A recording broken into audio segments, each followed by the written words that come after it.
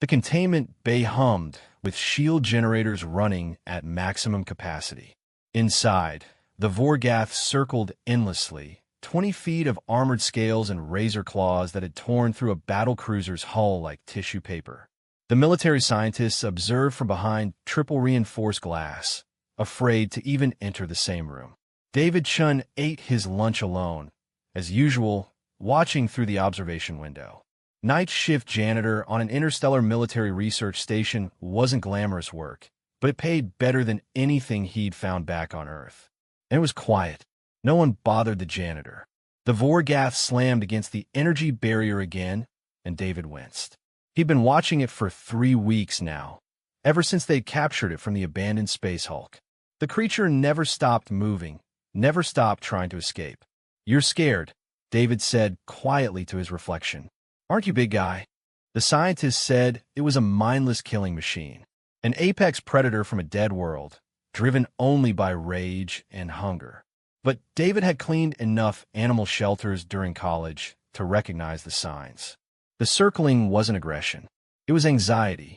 The next night, David made a decision that would violate about 40 regulations. He slid his keycard through the inner door access panel. The system beeped a warning that no one else would hear at 3 in the morning.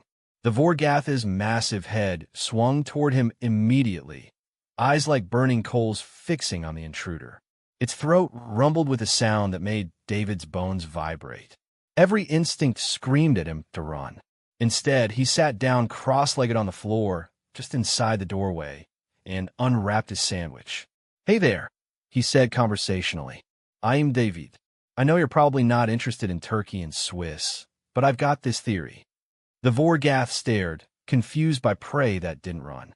David broke off a piece of bread and tossed it gently across the floor, stopping it. "Well short of the creature. The scientists think you're a monster, but I think you're just really, really lost."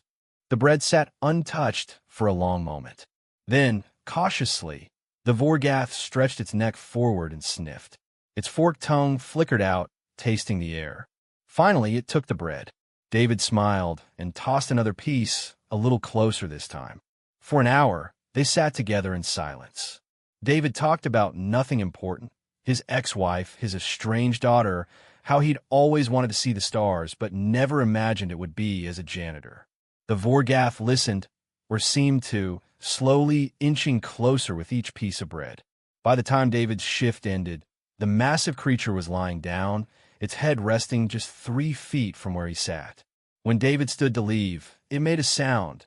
Not the aggressive rumble from before, but something softer, almost mournful. "I'll come back tomorrow," David promised. Same time. He did, and the night after that. Within a week, the Vorgath would approach when David entered, making that soft sound in greeting. Within 2 weeks, it allowed him to touch its scarred hide. The scientist discovered his unauthorized visits during a routine security review. David expected to be fired, possibly arrested.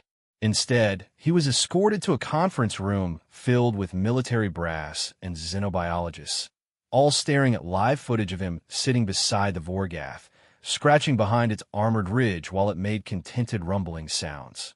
"Ow," the head researcher demanded. David shrugged. "I just treated it like it was lonely instead of dangerous. Turns out it was both. We've had our best animal specialists trying for weeks. With tranquilizers and shock prods." David interrupted quietly.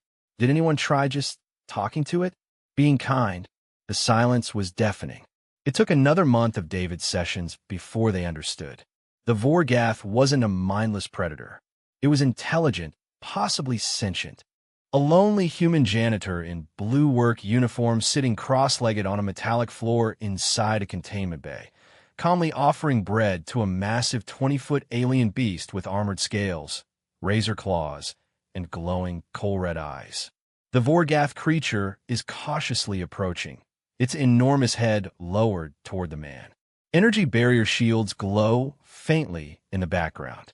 Sci-Fi military research station setting with dramatic lighting from overhead panels. The contrast between the small, vulnerable human and the massive predator. Yet the scene feels peaceful rather than threatening. Cinématique composition, moody atmospheric lighting.